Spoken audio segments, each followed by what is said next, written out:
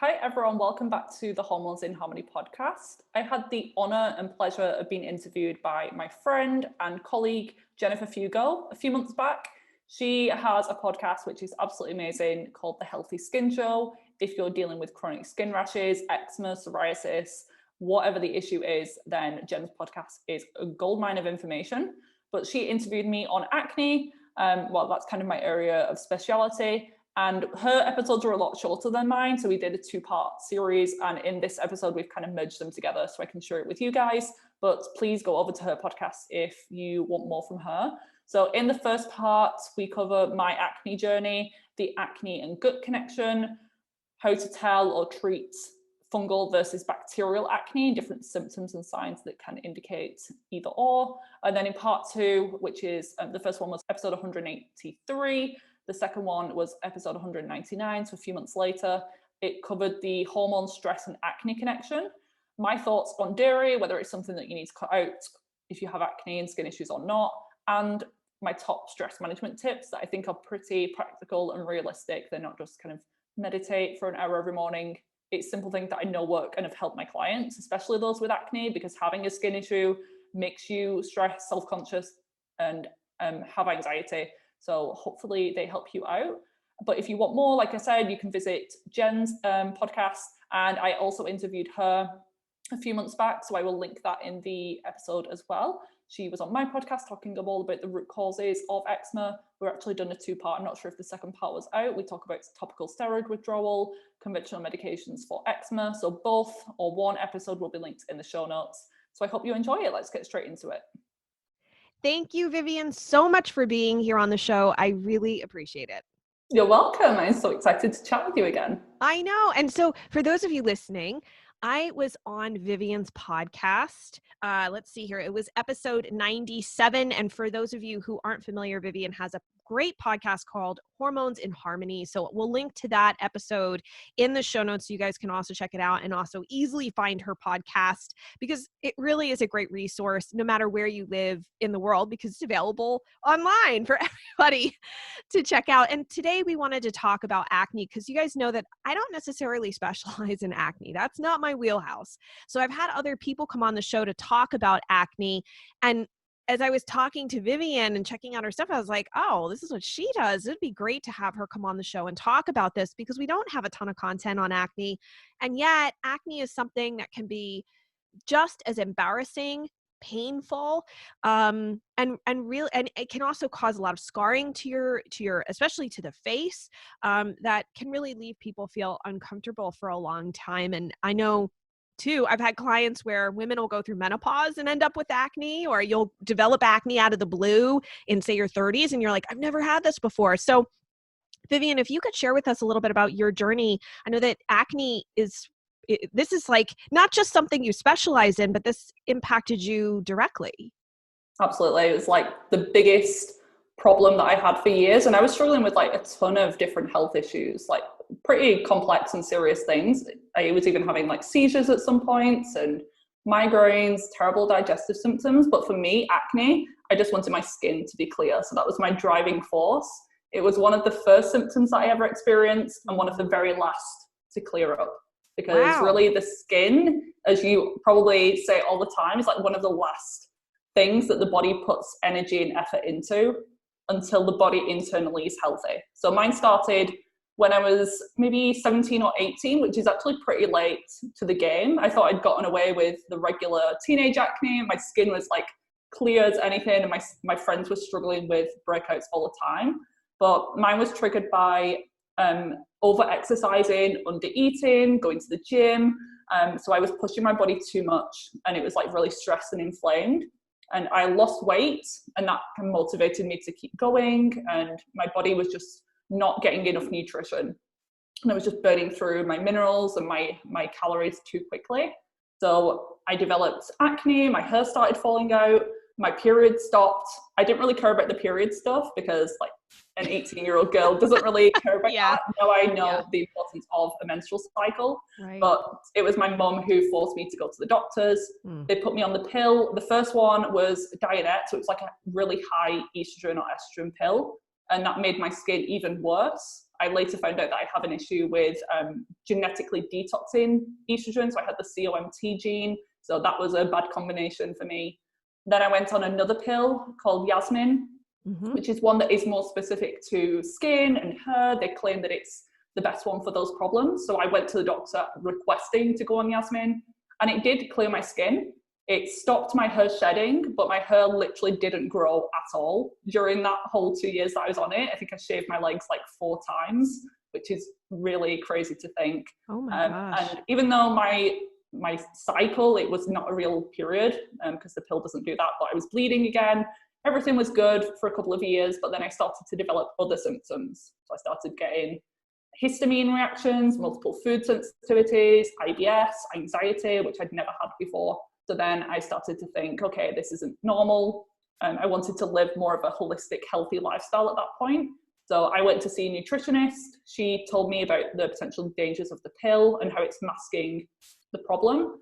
I came off the pill, and kind of in that, when I first went to the doctors, I was diagnosed with PCOS, polycystic ovarian syndrome, which is a very common cause of chronic adult acne in women in particular. So I came off the pill. Acne came back with a vengeance, like it does a lot of the time, because the pill actually makes all of the underlying mechanisms of acne worse. So things like blood sugar imbalances and gut issues, which I'm sure we're going to talk about. So my skin was terrible, and then I developed all of these gut issues. So that was like a whole journey in itself. So it wasn't until I addressed those things, cleared the gut infections, got my liver working again, that my skin finally healed. And a little bit of a side tangent, but a big problem for me and a big cause was actually mold illness, mold exposure. And that was causing chronic immune suppression within my body, so that my hormones couldn't function, so that my body couldn't regulate bacteria that's naturally on the skin. I had a ton of liver congestion because the mycotoxins impair detoxification. So this isn't something to jump to straight away. I'd done everything. So I tried healing my gut like 50 times. I tried all the liver cleanse herbs, and had always seen some improvements. Like I got a certain benefit, but it would have to be that I'd be stuck on this restricted, organic, low histamine diet, hundreds of pounds worth of supplements every month, coffee enemas and detoxings every week, in order to have like semi-clear skin. And then I started to think, this isn't normal. I shouldn't have to rely on all of this support to be healthy. So once I moved, I only moved in mid-2020 from my previous home. And it wasn't until then that I really noticed a significant benefit. And now I feel the healthiest that I've ever felt. And my skin is the clearest that it's probably been since I was before 18. And so it goes to show you, for those of you who know that I talk a lot about root causes are important, and a lot of times these are hidden, they're underneath the surface, and there is a hierarchy to them, because if you have something like mold, that can cause major problems despite having all these other issues that are issues. This is just like a huge, huge problem. And we've also heard a number of experts, like Dr. Jill Krista was on the show and talked about how you got to get out of that environment. Like there's no way around it. There's no supplements you can take that are going to fix it. You have to leave the environment that you were in that is causing that type of reaction. And I want to be clear here. Not everybody who has acne has all of these issues. I think that's important. That's an important distinction to make. So I don't want someone to go, oh my gosh, what are you telling me? I have to leave my house. I've got mold issues. That's what's causing my acne. No. Please don't jump the gun. Definitely not. No, this is just Vivien going through her process and her journey and sharing that with you. And I really appreciate you for sharing that, Vivien, because I think a lot of people feel like they're crazy. You know, you feel like, wait, it could be all these things, because we're always told, we'll just take a medicine, take this antibiotic. Like I was told, take tetracycline when I was a teenager to get rid of my acne. Unfortunately, it did go away and it stayed away, but then I ended up with problems down the road years later. So let's talk a little bit about the connection between acne and gut issues. I know that we've talked a lot on the show about the importance of gut health, but I want in this particular episode to just let's hone in on what's going on with acne. Like why, are there any particular reasons why, or certain things that could from the gut cause acne? Like what would somebody need to know? There's a few different mechanisms. So the gut really is the center of our well-being, the center of our body, literally. and it does have a knock-on effect on the rest of the body systems. So if your gut's not healthy, other things can't function, particularly hormones and particularly the skin. So most people are familiar with the gut microbiome, or like the rainforest of good and bad bacteria. Should be kind of 80-20, 80% good guys, 20% bad guys. The good guys keep them in check. And this main microbiome of the gut, it influences other microbiomes in the body. So the vaginal microbiome, but the microbiome of the skin in particular. So if you've got a dysbiotic bacteria, so too much bad bacteria as opposed to good, which is very common, that can affect your skin microbiome, and then you end up with an overgrowth of bacteria on there. So it's not the bacteria that's the problem a lot of the time, it's your immune response to that bacteria. And if your immune system's not healthy, like mine wasn't, your body's not able to keep that bacteria in check. Sometimes it's yeast on the skin, so people can get fungal acne or issues with dandruff on the scalp. So the gut microbiome can be affected by things like antibiotics that we know of. Mm-hmm. The birth control pill is believed to act like a low-dose antibiotic in the gut as well. So even if you've never touched a regular antibiotic, the birth control pill, if you've been on that for 5-10 years, which is very common these days, you could be really affecting your gut health. Certain foods, so things like gluten has been shown to affect gut health, and just a bad diet overall, not enough fiber, too many trans fats, they can all affect the bacteria of your gut. So this can affect the skin and lead to conditions like eczema for some people, psoriasis. So the same things do apply. Probably the things that you've spoken about before are still relevant, but it just depends on kind of your genetic predispositions as to which skin condition that you develop. Yeah. And then the other way that gut health is involved in skin health is with digestion and absorption of nutrients. So if you are eating this amazing organic diet, like I was, spending a ton of money every month on this great food, I wasn't actually digesting and absorbing and benefiting from those nutrients because of low stomach acid, poor bile flow, SIBO, small intestine bacterial overgrowth, and other gut infections. Sometimes they can get to the nutrients before you can. So they're opportunistic. They see the food in the gut, and they benefit from that before you get the chance to digest and absorb it. So then you can end up with nutrient deficiencies. Even if you're eating this great diet, you can still be deficient. I see this all the time in blood work. Like sometimes the healthiest eaters, the healthiest lifestyle have the worst blood work, which is crazy to think. I have seen the same thing actually. And I've had clients who are like, how is this possible? How did this happen? Like even their doctor's floored. They don't understand. And I'm like, well, the gut is such a mess that your body can't process and absorb what you're putting into it, unfortunately. I want to ask a question as you were talking.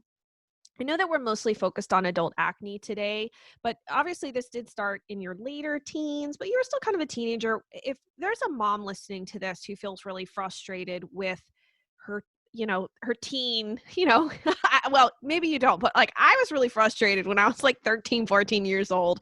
I had acne all over my face and was trying to deal with that. Does some of this still apply to teenagers, or do you, just from your experience, is there like tweaks or where it might be like go, or you should look at it a little bit differently from a teenager compared to an adult? Yeah, with most people, and most people listening have probably had an issue with acne that did happen in puberty.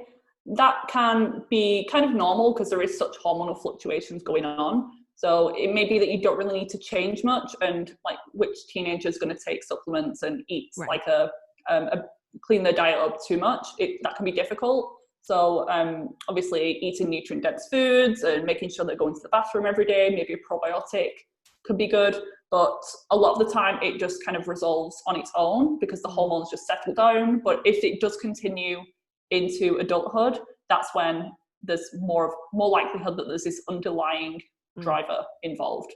And for women in particular, if the acne is continuing from puberty and it does seem to flare up with the menstrual cycle as well, sometimes it can be chronic.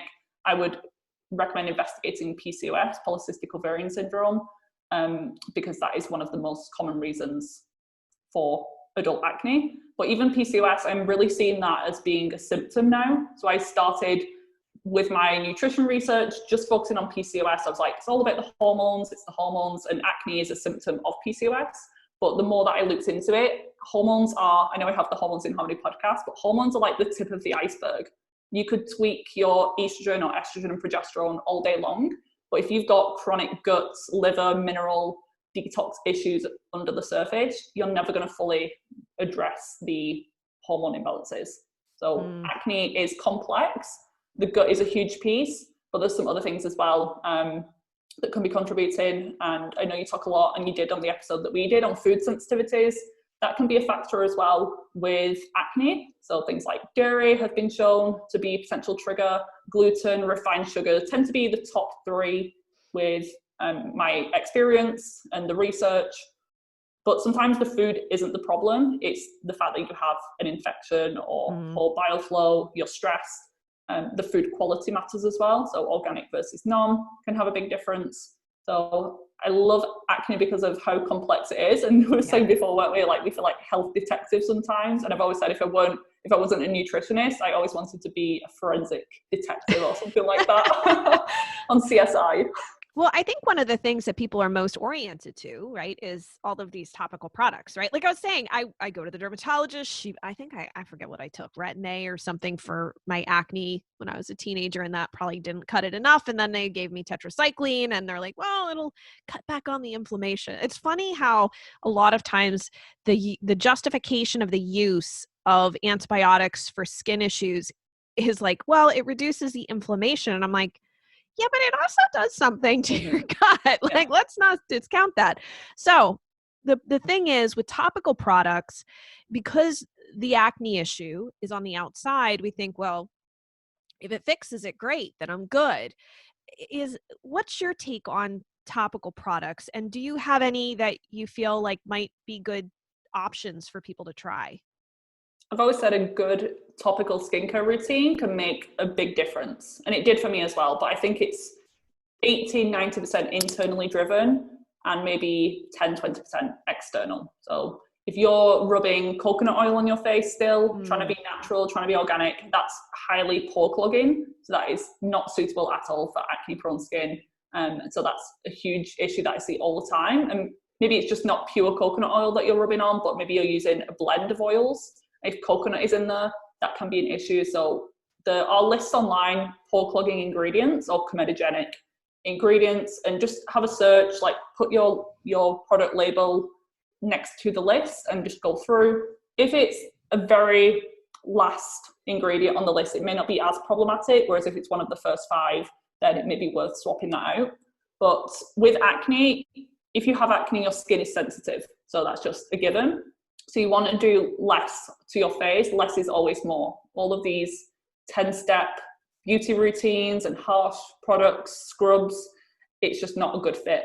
At least until your acne is significantly better, then you can experiment with all of these actives and vitamin C serums. But you want to really just start with the basics when you have inflamed acne. Get that under control first, and then move to some of those other things. And then maybe you're left with hyperpigmentation afterwards and scarring, and then you go to some more professional treatments, microneedling, lasers. But again, don't do that until the actives have resolved.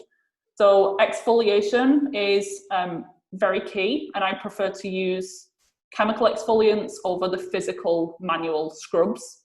So chemical sounds more harsh, but it's actually not. There's different degrees. There's the chemical peels done by dermatologists, but you can do things like alpha hydroxy acids, AHAs, beta hydroxy acids, BHAs in your skincare routine. Always start slowly if you're new to this, but that basically unclogs the pores and allows the skin cells to shed or slough off a little bit better, because with acne you end up with this hyperkeratinization, just kind of proliferative skin cell production, and things just aren't sloughing off fast enough. So then that clogs the pores, it mixes with the sebum, the oil that we all have, but people with acne tend to have a slightly different sebum composition than regular people. So they tend to be deficient in a fatty acid called linoleic acid, and they tend to have high levels of squalene in their sebum. So that exfoliation can be good, but start very slowly. But that just gives the body an extra support in getting those skin cells off. And then there are things like the retinoid family, so that's vitamin A derivatives, the kind of highest level would be the Roaccutane, isotretinoin. That's the medical grade that you need a prescription for, both oral and the topical side of things. But you could get over-the-counter retinoids. So things like gram-active retinoid, that is vitamin A, which we should be getting from the diet as well. So it should be an internal, external approach, like we were saying. But vitamin A also helps to reduce sebum production in the skin, and it helps with the skin cell turnover on the face as well. So exfoliation from chemical exfoliants. AHAs are water soluble, so they slough off the more surface level of the skin, whereas BHAs are oil soluble. So I'd use AHAs more for sensitive or drier skins. BHA is really good for those with very congested, oily skin because it goes deeper into the pores. So it's just a bit of trial and error to get your body used to it. And then with the cleansing and the moisturization, I prefer to use oil-free formulations. Just personally, I know that some people use certain oils, but I prefer to use them once the active acne is cleared up, because a lot of people do have issues with fungal acne with combination with the bacteria, and oil can feed the fungus and the yeast. So while we're not sure at that point, I prefer to use oil-free. Until the acne is significantly better, then we can go in with some additional oils. Can I ask you a question? Because you're really the first person to mention this on the show. What is the difference between fungal-driven acne versus bacterial-driven? Like, is that something that a dermatologist makes a distinction, or are there different symptoms? Like, how do you figure that out? There are certain patterns, and just the way that it appears can give insight as to whether it's fungal or not, but the dermatologist would be the best person to rule that in or rule that out. But we all have mites and bacteria and fungus and yeast on our skin just naturally, like trillions of organisms in and on our skin.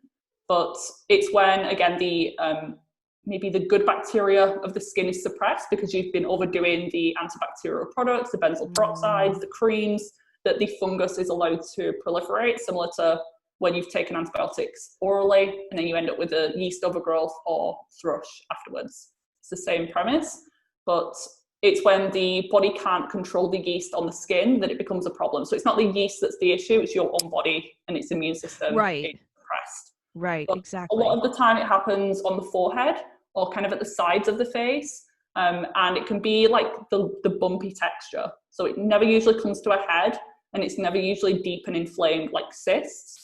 It's sometimes just texture on the skin. And if someone's also dealing with dandruff or any seborrheic dermatitis, that's another indication that they might also have yeast imbalances on the face, because it's on the scalp as well. And sometimes it's very itchy. And if your acne gets worse with oil, and when you're hot, humid and sweaty, or if you're wearing hats all the time and it's really under the area that the hat has been covering, then that's a potential other sign that it might be fungal driven. Wow. That's really interesting. Thank you for sharing that. Because as you're describing all of these things, I can think of people I know in the past who I'm like, oh yeah, the hat area. And that is a very interesting point. So as we're kind of winding down here, because your podcast is long, mine is a lot shorter. So obviously we have a lot more to talk about here. So I'll have to have you come back again. I wanted to just, I think, touch on maybe some important nutrients. You've talked about some that can be used topically, but what do you see in your practice that are some important nutrients? And also with that, do you recommend probiotics to clients that have acne issues? If so, are there any particular types you seem to like? But what are your thoughts on that, nutrients and probiotics? I'm very cautious with probiotics because sometimes it can make things worse. So there's certain strains that are histamine liberators. So for me, I started off with fermented foods and just over-the-counter health food shop-based probiotics. And they actually made my acne much worse because at the time I didn't know that I had an issue with histamine sensitivity. My body was just very inflamed at the time. So you would need to start slowly, but if your body's getting a negative reaction from those things, just keep pushing through and taking more. Your body's telling you to back off a little bit. So the only real type of probiotic that I use these days are the spore-based probiotics. I think you also use Megaspore probiotic. Yep. Yeah. Mm-hmm. That one's good because I kind of describe it as being like an adaptogen in the gut. So because we don't really know, if we've not done stool testing, if you've got very high levels of bacteria, very depleted levels of bacteria, it doesn't really matter with Megaspore because it goes into the gut and just improves. It knows what the healthy gut flora is. So that one's pretty safe to use, but because it's powerful, I always start off very low and slow with acne, because the last thing I want to do is have someone have a flare up or a purge of the skin, which can happen sometimes, the healing crisis. So for some of my clients, if they've never done probiotics before and they're also struggling with symptoms, I would start with like a sprinkle of the probiotic and just build their way up until it's tolerated.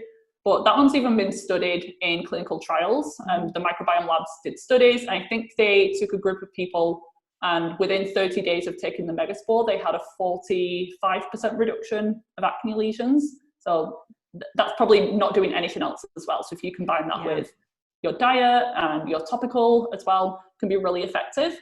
And then additional nutrients. So this should be coming from diet, but sometimes because the soil's so depleted and because you've maybe been on other medication and your gut health's not been great, sometimes you do need to supplement. And in some cases, vitamin A or vitamin A supplementation can be useful, but you really need to be careful. And I would recommend working with someone on this because it is fat soluble. It can be toxic in high amounts. If you're someone who's recently been on Roaccutane or isotretinoin, the medication, you've probably got very high stores of vitamin A anyway, so you wouldn't want to then supplement because it's just a little bit too much. But using food as medicine is always my recommendation. So one of my favorite foods are organ meats, livers, like the highest source of vitamin A out there. So once a week, twice a week, that can cover your bases. And I see you're pulling your face a little bit. I'm not a me and liver, and it's more a mental thing. I used to love liverwurst as a kid, and then my sister was like, "You know what that's made of?" She ruined it for me. In the name. Yeah, so I love them. So I've never had a problem eating them, and they really do work. But even things like cod liver oil has got vitamin A in there as well, so that might be a good option. And just the fat-soluble vitamin family overall. So we've got vitamin A, D, E, and K. A, D, and E in particular have special benefits for the skin. Vitamin D is pretty good for almost everything, anti-inflammatory, and sunlight is the best option, I think, for everyone, but especially if you're in the Northern Hemisphere and you're not outdoors, you're working inside, it can be hard to get enough. So sometimes that can help. And it helps with the immune system of the skin, keeping that bacteria. So it used to be called P. acnes, the bacteria that's associated, and now it's called C. acnes. So depending on what you read, it's a little bit different. And another key one is zinc. So I think a lot of people have read when they get acne, it's like one of the first things that they take. So that's involved in activating the vitamin A. So you could be eating enough just from your diet, but if you're zinc deficient, you're not actually able to use the vitamin A from your diet and the storage. It's also involved in regulating androgen levels. So high male hormones is a big driver of acne. And especially if your skin is more on the oilier side, or you're also struggling with cycle irregularities, hirsutism, so face and body hair growth, that might be a sign that your androgen levels are a little bit too high. And it's also involved in healing the skin. So once the acne is gone, if you're left with a mark or a scar for a long time, it could be that you're zinc deficient. So diet first, so things like red meats, oysters, if you can tolerate those, liver again, but some people do need to supplement with that. Yeah. Oh my goodness, this was so great. You've brought up so many good points that we haven't even talked about before. And like, you know, we're looking at like over 160 some episodes at the point of us recording this, and like haven't touched on a lot of this stuff. Keep going. I know. And that's why I didn't even get to like all the things that you had set up for this, because this is an in-depth topic. And I think it'd be great if we could, I especially would like to talk a little bit more, especially with your own personal journey on the history, or excuse me, the histamine issue that can be associated with acne. So I think we have to have you come back. Absolutely. So basically, Vivien, what is the general connection between hormones and acne? And is this, and it's not just sex hormones, correct? Yeah, when people think hormones, they think like estrogen, progesterone, testosterone, and they really do influence the skin. But there are other hormones like cortisol and insulin that can also be involved. But I think in some way, acne, there's always a hormonal component, but it doesn't need to be like around the menstrual cycle, for example. If someone has acne all month long, and people usually think hormonal acne is just on the lower part of the face, that's not always the case either. So I think with any acne, there's always a hormone involved, but the most common ones that I see would be, we'll start with insulin, because that can drive things like hormonal acne in terms of PCOS. So with PCOS, if you have acne as an adult woman, then there is a big likelihood that you might have PCOS, because that is a big driver. But that's not always the case. There are other things like poor gut health that can be involved, or nutrient deficiencies. But with what was the one that I was talking about? Insulin. With insulin, that can drive testosterone and other androgens to be produced from the ovaries. So we all have testosterone as women, we all have androgens like DHEA, but when you have high insulin levels, that triggers a certain layer of the ovaries called the theca cells, to produce excess androgens. But with PCOS as well, androgens don't just come from the ovaries, they can also come from the adrenals. That would be something like DHEAS. So first rule in our insulin issues, and that could be based on lab work, or that can be based off symptoms. So in terms of blood work, sometimes it's not showing too much until someone is pre-diabetic or full-blown, like has full-blown diabetes. So you can't always just look at blood work, but things to look at would be high or elevated fasting insulin, or HbA1c, or glucose levels are some common ones. For some of my clients, I have them do finger prick blood glucose testing, so postprandial testing. You can get some kits off Amazon, or there's some ones that you can put into your arm, some new devices that are a lot easier, but a little bit more expensive. Because some people, it's not first thing in the morning that their blood sugar is out of range. So if they went to the doctor's office, it would probably show normal. It's after they eat that's the problem. And so how long do you, can you just walk someone through, like, generally speaking, like, how do you do that? Like, what's the time frame that you're looking at the numbers after eating? And How long for? Yeah. So I would start with 15 minutes after eating. It depends, because some people, the glucose spike, like the highest spike, only happens an hour after eating. For some people, it's within 20 minutes. So I always say start at like the 15-minute mark. When you have the implant into your arm to do the glucose test, that's a lot easier. So the continuous glucose monitor, CGMs, you can basically like scan a device or your phone over the area, and it's going to tell you. So rather than pricking your finger every 15 minutes, it's going to be way easier. But I do probably every 15 minutes for up to 2 hours. And I know that's like pretty intense. You don't need to do this every single day.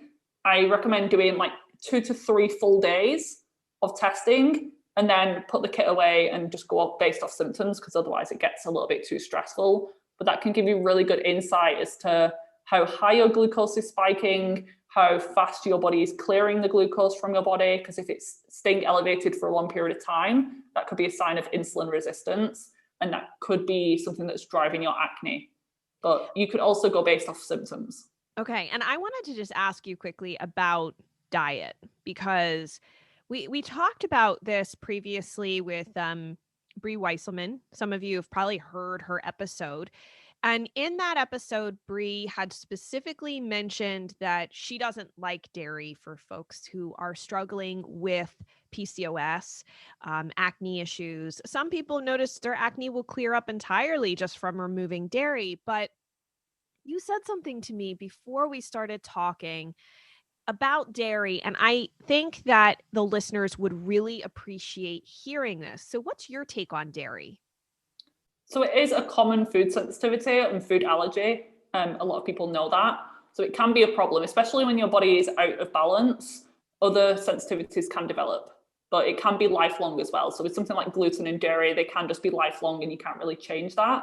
But for a lot of my clients, I've noticed that they develop dairy sensitivities because their microbiome is messed up, or they have low stomach acid levels, or they're just chronically inflamed. And once you address those things, you can introduce dairy back into the diet. In a lot of cases, it does depend on your ethnicity as well. I find that a lot of people from European descent tend to tolerate dairy a lot better than those nearer to the equator. So that could be a factor. But with acne, and PCOS, I always do a 30-day, 60-day elimination, just to let the body calm down any inflammation and just to see whether it is a factor or not. Because the thing is, with food sensitivity, you don't really know that you have one until you remove that food and do a challenge. So if you've drank milk every day of your life and then you don't really have any symptoms, if you remove that, your body will obviously tell you when you introduce it back in if it's not a good thing, because you might get bloated, you might get diarrhea, your skin might flare up with a breakout. So I always do a short-term elimination, and whilst we work on the underlying root causes, reduce inflammation, then bring it back in. But for many people, dairy is fine. There can be an issue, obviously, with quality. So I always recommend organic, especially in the US, the dairy quality is pretty bad in a lot of cases. For some people, raw dairy is better as well because it has the natural probiotics and enzymes that help you tolerate it even more. One thing that may not be great is whey protein, because that is very insulinogenic. So although it's low in carbs and it's low in sugar, it really promotes insulin release in the body. And if you have PCOS or high insulin, high blood sugar levels, that's just going to be adding fuel to the fire. But something like cheese or an organic milk or butter or yogurt could actually be a good health food for some people. And some people, I've actually noticed that their skin gets better when they add some of those things in, whether it's like a kefir. Sometimes it's the fat soluble nutrients that are in there, like the vitamin A or the iodine, the minerals in there that can actually support things like thyroid function and therefore improve the skin health. But it's always worth ruling it out as a factor first, but it's not a blanket statement. I see some people like no dairy at all if you have acne. And a lot of people with acne have food fear, where they just like keep, and I know it's the same with eczema and psoriasis, they just keep removing food after food. And I've been there as well. So I want to get to the place where my body can tolerate as many foods as possible. And that's by improving your microbiome, immunity, all of that. Yeah. And I just think it's interesting, the point you make, especially in regards to this conversation on insulin, that because whey protein is the most common protein, I think, on the market. And so for most people, when they hear me say, well, you should probably consider adding like a protein powder to your diet in order to increase the amount of protein you're getting, the first thing that they can find on a store shelf is whey. It's the most common one. And for some people, it can be very like whey would make me sick probably in a concentration like that. But what would be if someone does say have a concern about acne and maybe they have been doing whey protein, or they were told by someone to do whey, and they have noticed that, oh, now that I hear this, now that I'm thinking about it, I think my acne has actually gotten worse since I started using this protein. What would be a better option? And we'll preface this with, everyone is different. Yes, you can certainly have allergies to any one of these things. So this is just a general list, and then you figure out what's best for you. Exactly. So there's the animal-based ones, like the hydrolyzed beef protein or collagen protein. And then there's the plant-based or vegan ones, which would be pea or hemp. They would be my favorite, but always check the ingredients, because a lot of them add like 20 additional ingredients in there. So just make sure it's organic if possible, just good quality, minimal ingredients, minimally sweetened if possible. But yeah, with the protein thing, it's important to have that blood sugar balance. But the whey protein is why bodybuilders use it, to gain that muscle mass. But in some people, it's just not a great thing. Yeah. And so let's kind of like step to the next thing, to cortisol, because I think that cortisol is something most people are familiar with because they do have concerns that their adrenals may be taxed or overwhelmed with all the things going on. A lot of people believe that they have something called adrenal fatigue, which is not really a thing. It's more the HPA axis dysfunction that's going on. But how is cortisol involved with acne? So both high cortisol and low cortisol can be a trigger, but I usually see high cortisol being the most problematic because when your body's pumping out cortisol from the adrenal glands, it's also pumping out things like adrenaline and some of these androgens as well, like DHEAS.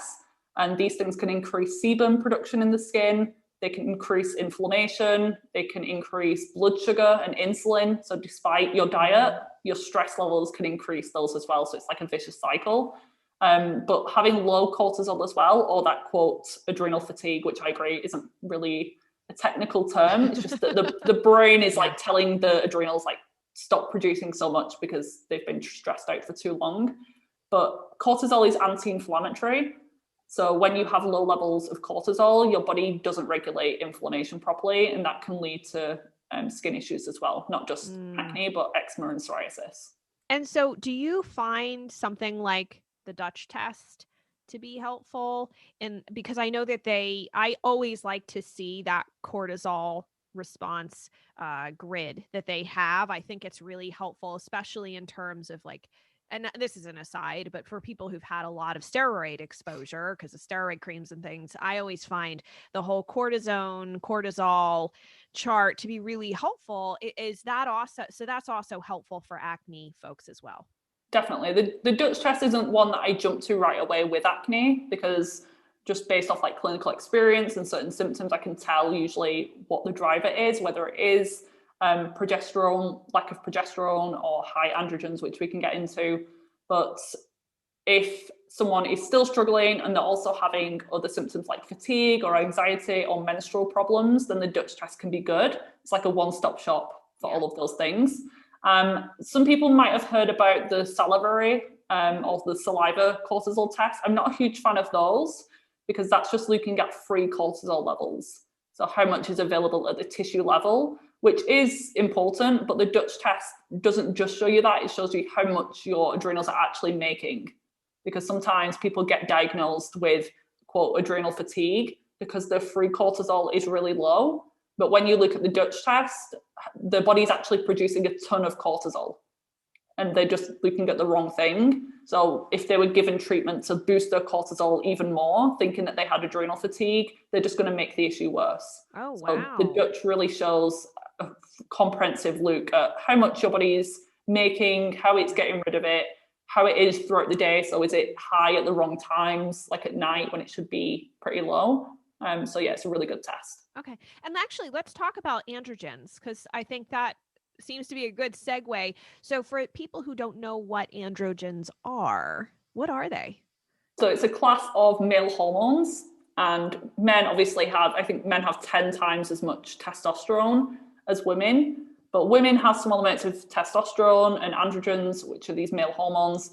Men have small amounts of estrogen or estrogen within the system. They're basically just masculinizing hormones. So they can, in excess, lead to things like excessive hair growth or hirsutism, which is also common in PCOS. So if you have acne and you're also dealing with excess hair growth on like the beard area, so I think where men would grow hair, and sometimes on the nipples, sometimes underneath the belly button, or in other parts of the body, they can have issues. That could be a sign of high androgen levels, or if your skin is excessively oily, if your hair is oily, if you're losing hair on your head and gaining it on your body in excessive levels, then the places that you don't want it, basically, then that could be a sign that your androgens are too high. But having low androgens isn't great either. So we want a nice balance. It sounds a lot like the Goldilocks principle. Like we don't want too much, we don't want too little, we want just the right amount for you. Sometimes that's easier said than done in some of these cases. But with PCOS, a big driver is that insulin, high insulin levels and insulin resistance. And in some instances, I have a family member in her 20s who was actually given spirulactone for her acne because they told her that she had high testosterone. So how does high testosterone levels in a woman, aside from the hair growth and such, how does that actually contribute to acne? So that increases your sebum levels mainly.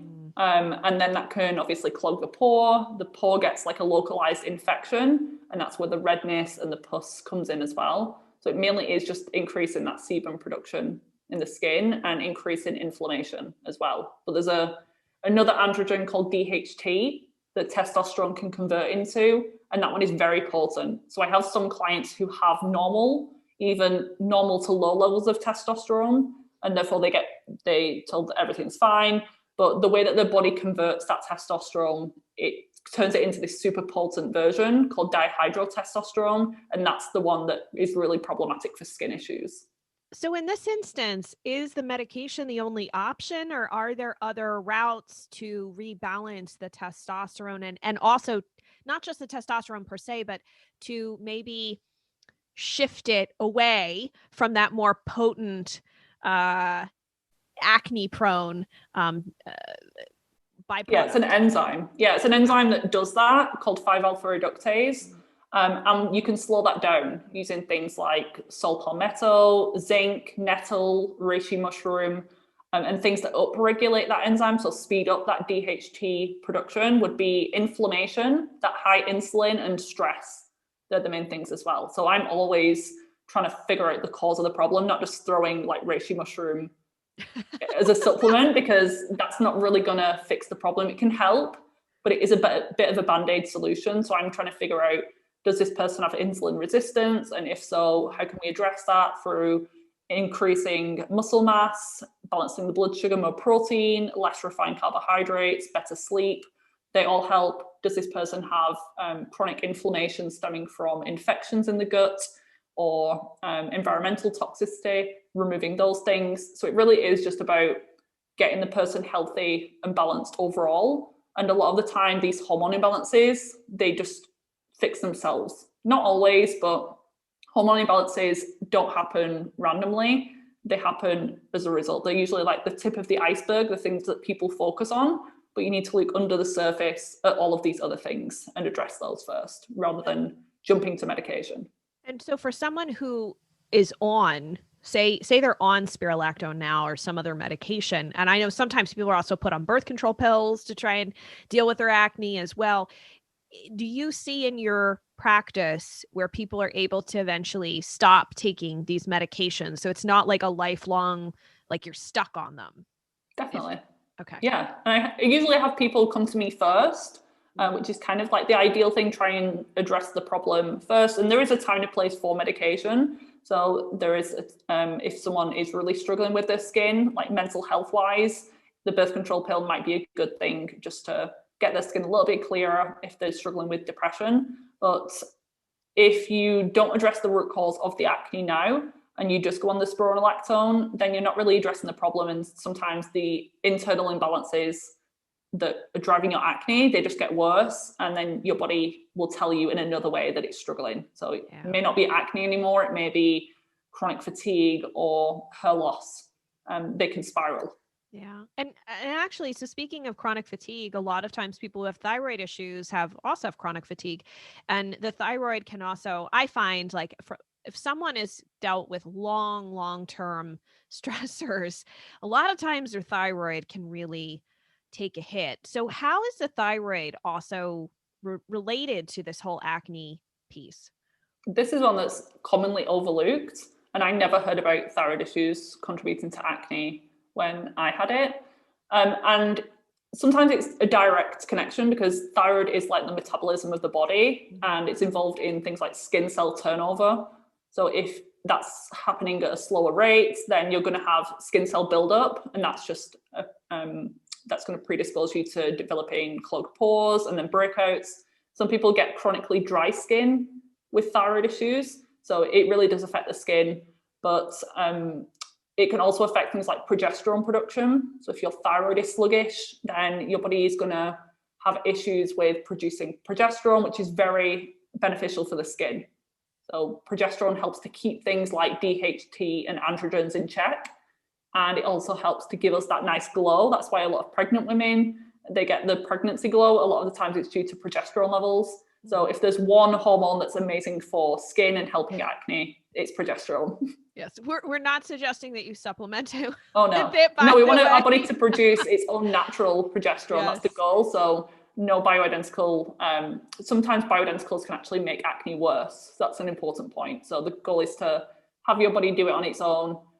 So a healthy thyroid, it works both ways. You can't really produce progesterone until your thyroid's healthy. But then in order to have a healthy thyroid, you need healthy progesterone. So they all are interconnected.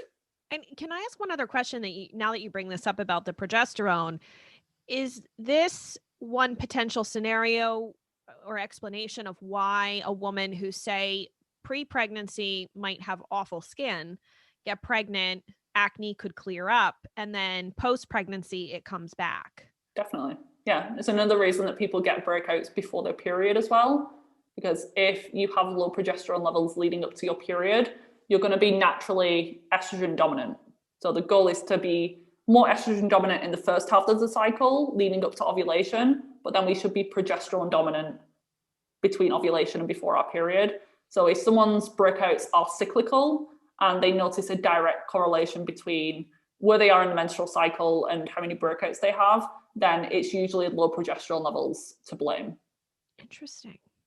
That is so complicated. This is why acne is not my wheelhouse. Like sometimes it's one of the complaints that someone has, but usually they're like, no, I have psoriasis, right? I'm like, okay. Yeah, there's a lot of things, a lot of crossover with diet and nutrition with all of these skin conditions, but acne is like more specific in certain areas. Yeah. Like with the whey protein, it can be used for eczema with increasing glutathione levels. And that's why it's usually recommended for like liver support because of the high sulfur. But with acne, it can be a problem. So there's a few things like that they don't cross over. Exactly. Oh my gosh, it's so interesting. I have one last question for you because I think this would benefit everybody listening. You actually mentioned stress a number of times on this podcast because stress does play a role in our hormone balance in general.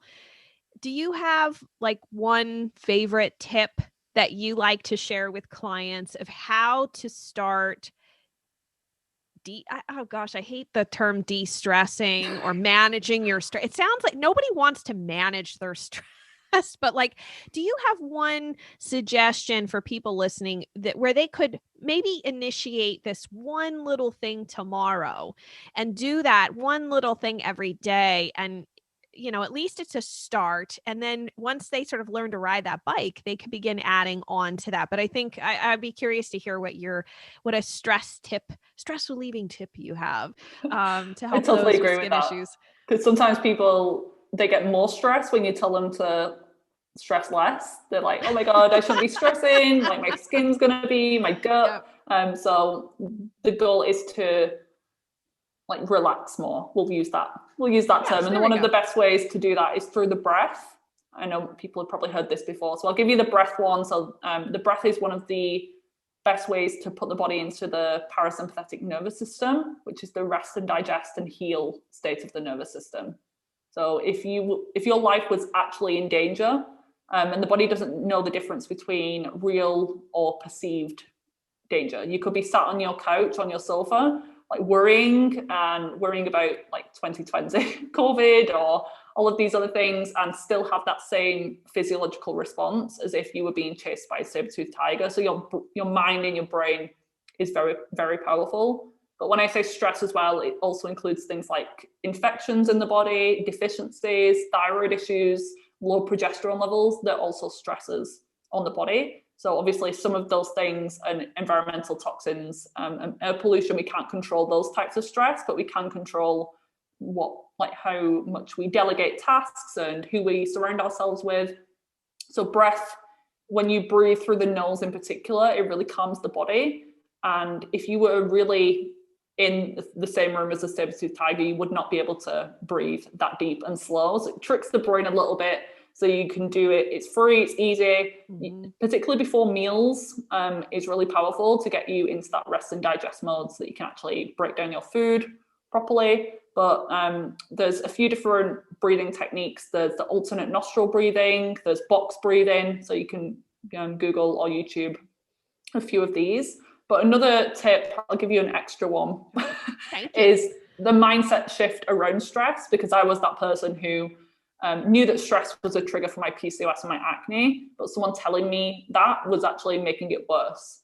So there's a really good book called The Upside of Stress. I think it's by Dr. Kelly something. I'm sure you can find it. It's called The Upside of Stress. We'll find it. We'll link to it in the show notes. That was a very useful, but that talks all about how to reframe your thoughts and your perceptions of stress to make it less harmful to your body. So in the morning, if you have a big to-do list, you change that to I get to do these things instead. Or if there's a project or an interview at work that you have, instead of thinking how scared and nervous you are for it, think of that feeling inside as excitement instead, because they really do feel similar. That racing heart, the sweaty palms, that tension, you can easily trick your brain into thinking that you're excited rather than thinking that you're scared. And that's going to have way less detriment to your health, way less cortisol being released with that same scenario. Yeah, I love that. We'll definitely put all of those, everything you shared in the show notes. And also too, just to remind you guys, I did actually do an episode on 3 different breathing exercises. I'll link to that in the show notes as well. That way you guys can easily find that. And if you want, I have YouTube videos that just walk you through how to do those. So they might be helpful.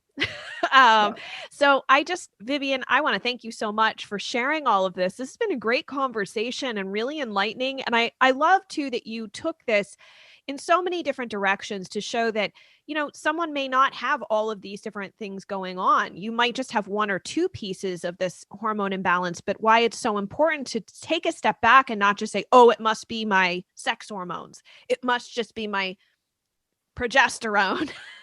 Or my insulin, because there could be other pieces to this that complicate one's particular acne picture, especially when they're really frustrated and it's a chronic, stubborn problem they can't get rid of. So I just want to thank you so much for sharing so much great information. And I look forward to the feedback that we'll get and the questions, and then hopefully we can have you come back sometime. Amazing. Yeah, I would love that. I feel like I love acne so much because of how complex it is. For like a detective trying to figure it out. And for someone, it could be as simple as removing dairy, and that could be like the cure for the acne. Whereas someone else like me, there was like a ton of different things driving it, and it really needs to be a holistic approach. Very, very much. I agree with you. Yes. I love this. That's why I'm so glad that we met. And remember, everyone, I was actually on the Hormones in Harmony podcast. It's Vivian's podcast. So if you're looking for more information on this, check out her show and share that with people who are really struggling with this, because I have a feeling they're going to learn a lot. And then if you want to get in touch with Vivien, you can find her at vivanaturalhealth.co.uk. I will link to all of her social media in the show notes. And gosh, Vivien, thank you so much for joining us. You're welcome. Thank you so much, Jen.